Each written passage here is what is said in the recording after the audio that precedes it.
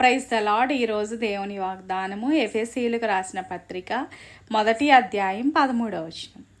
మీరును సత్యవాక్యమును అనగా మీ రక్షణ సువార్తను విని క్రీస్తునందు విశ్వాసముంచి వాగ్దానము చేయబడిన ఆత్మచేత ముద్రింపబడితిరి.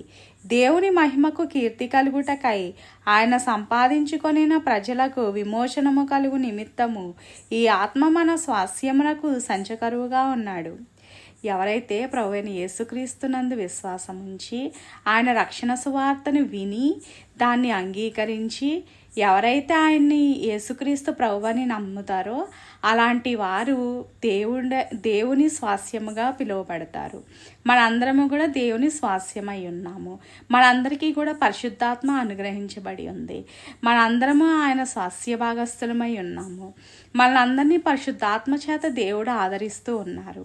మనందరము కూడా దేవుని రాజ్యంలో నివసించడానికి ప్రభువైన యేసుక్రీస్తు తండ్రి ఎల్లప్పుడూ కూడా మనకి సహాయం చేయనుగాక. మనందరికీ కూడా ఆయన రక్షణానందాన్ని అనుగ్రహించునుగాక.